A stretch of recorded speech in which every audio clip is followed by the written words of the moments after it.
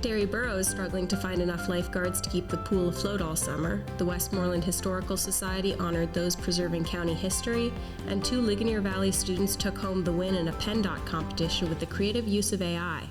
It's April 8th, 2026.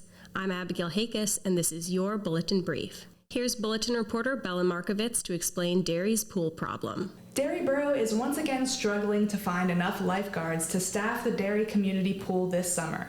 Borough Council President Barbara Phillips said that last year they had to close the pool early due to a lifeguard shortage on 2 days in June when the number of swimmers broke 200.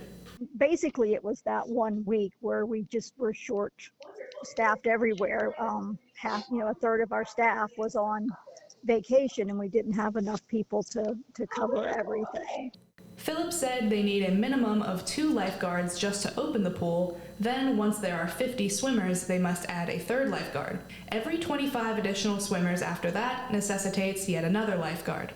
If the borough meets its goal of 15 lifeguards by early June, Mayor Nathan Bundy will jump into the pool in a Bigfoot costume and donate $500 to the Dairy Area High School swimming and diving teams. Bundy and Phillips pointed to several factors that made the search for lifeguards challenging.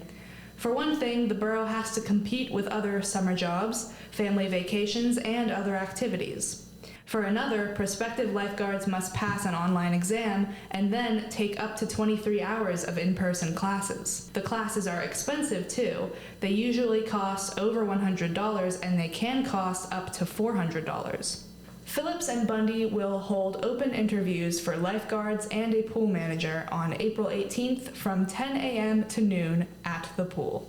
For a non-aquatic headline today, the Westmoreland Historical Society recently presented its 2026 Arthur St. Clair Awards to local organizations and individuals who have done significant work to preserve county history. Historical Society officials presented the awards, along with citations from local senators, to Fort Ligonier, the Westmoreland Museum of American Art, Rosalind L. Ashman, and Dr. Millie Pittman. Fort Ligonier got its nod for archaeological research identifying the 1785 Friendly Fire site, where George Washington desperately attempted to get soldiers to stop firing on each other in a patrol gone wrong.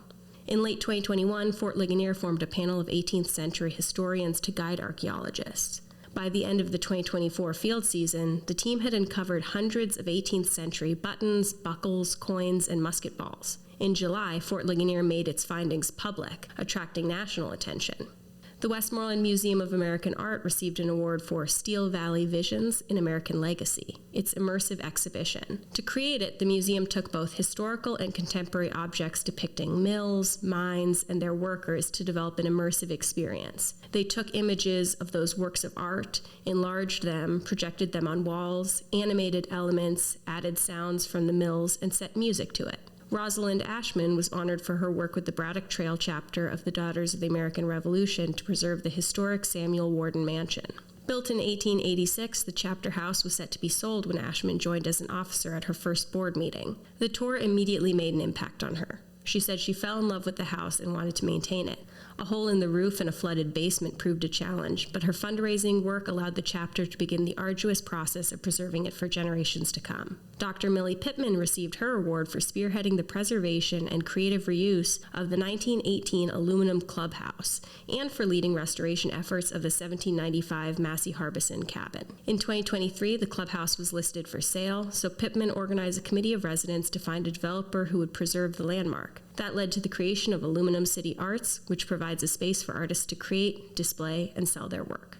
In more local news, 2 Ligonier Valley School District students, Matt Sutton and Callan McPherson, walked away the winners of a regional PennDOT competition recently, and now they're headed to a statewide finals later in April. The challenge was to use AI to develop something to improve safety in work zones across the state. The pair of juniors designed a working prototype of an AI-powered camera that could notify workers of dangerous driving, scanning for behavior like speeding and sending alerts to their modified safety vests with noise-making lights and sensory vibrations. They competed against teams from across PennDOT's District 12, which includes Westmoreland, Washington, Fayette, and Greene counties. Ligonier Valley High School teacher Brian Blasco said he's really proud because it's the 4th year that the school has entered, but they've never had someone advance past the regional round. Now, the students are headed to Harrisburg to compete against the other district winners for a grand prize of $6,000 on April 23rd. And now, on to sports. Greater Latrobe's Ian DeSerbe has officially made a commitment to continue his basketball career after signing to play for Franciscan University in Steubenville. Congratulations, Ian. Meanwhile, Greater Latrobe boys tennis narrowly lost in a 3-2 match against Norwin on Monday afternoon. Tanner Johnson got Norwin's lone singles win, battling past Grant Gardner in a pair of tie-break sets. Greater Latrobe picked up wins in the remaining 2 singles matches, with Eli McKeever winning 6-2, 7-5, and Jeremy Lozarchik winning 6-4, 6-2 for the Wildcats. But the Norwin Knights made a comeback to take the match thanks to a pair of wins in the double matches. The Wildcats' Owen Waleski and Caden Shannon lost in a 3-set battle, 6-4, 3-6, 6-4. Then the Knights cinched a straight-set win over Greater Latrobe's Parker Burke and Charlie Thompson, 6-3, 6-4. Greater Latrobe's tennis team will be in action next on Thursday, with the Wildcats set to host the Kiski area Cavaliers. The Ligonier Valley Lady Rams battled their way to a hard-fought 7-5 win over Jeanette in a back-and-forth matchup Monday afternoon. Ligonier Valley struck first, jumping out to a 2-0 lead in the opening inning behind a clutch 2-out double from Bella Dolton.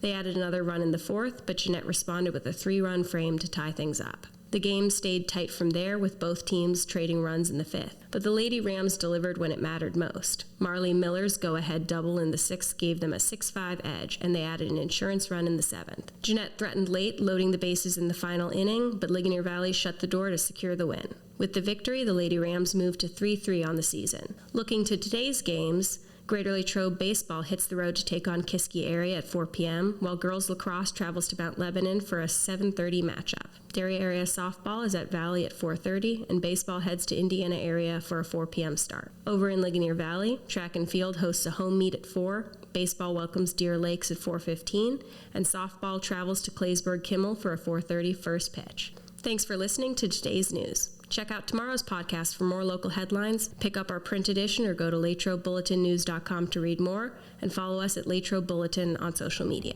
I'm Abigail Hakis, and this has been your Bulletin Brief.